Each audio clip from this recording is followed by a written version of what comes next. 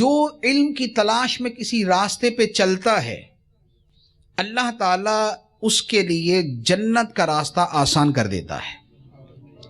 اس کا کیا مطلب ہے؟ اس کے کئی معنی بیان کیے گئے، میں ایک دو عرض کرتا ہوں۔ فرمایا اس کا ایک معنی یہ ہے کہ جو بندہ علم کے راستے پر چلتا ہے تو اللہ تعالیٰ اس کے لیے جنت کا راستہ آسان کر دیتا ہے۔ اس کا مطلب یہ ہے کہ جنت کا راستہ ہے عمل، جنت کا راستہ ہے عمل، نماز، روزہ، حج، زکوٰۃ، تلاوت، خوف خدا، صبر، شکر، توکل، قناعت، آخرت سے محبت، خدا سے محبت، نبی پاک علیہ السلام سے محبت، درود پاک، ذکر اللہ، یہ اعمال ہیں اور یہ جنت کا راستہ ہے۔ تو فرمایا کہ اس کا معنی یہ ہوا کہ جو بندہ علم کی تلاش میں کسی راستے پہ چلتا ہے اللہ تعالیٰ اس کے لیے عمل کا راستہ آسان کر دیتا ہے۔ کہ علم ہوتا ہے تو بندے کو پتہ چلتا ہے کہ یار تہجد کا وقت وہ ہے کہ جب بندہ کھڑا ہوتا ہے تو خدا سے باتیں کرتا ہے، آدھی رات جب گزرتی ہے تو خدا کی رحمت پہلے آسمان پہ اترتی ہے اور بندے کو پکارتی ہے کہ ہے کوئی مجھ سے بخشش مانگنے والا میں اسے بخش دوں، ہے کوئی دعا مانگنے والا اس کی دعا قبول کروں، ہے کوئی رزق مانگنے والا میں اسے رزق عطا کر دوں، ہے کوئی عافیت کا سوالی اور متلاشی کہ میں اسے عافیت اور صحت عطا کر دوں۔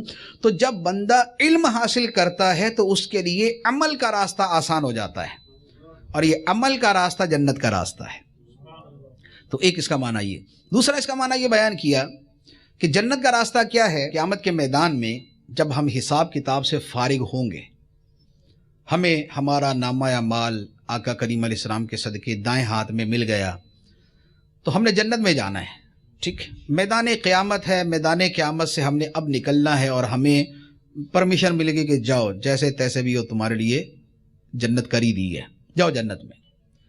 تو جنت کا راستہ کیا ہے؟ کس پل سے گزر کے جانا ہے؟ کس برج سے گزر کے جانا جنت میں؟ پل صراط۔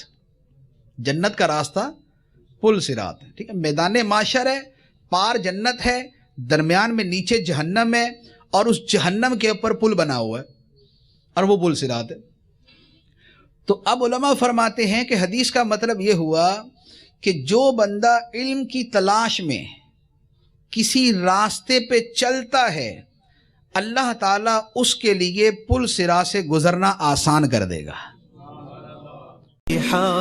ونرسل العطر من روض الهدى الزاهي ويشرق السلم أنوارا وأنوارا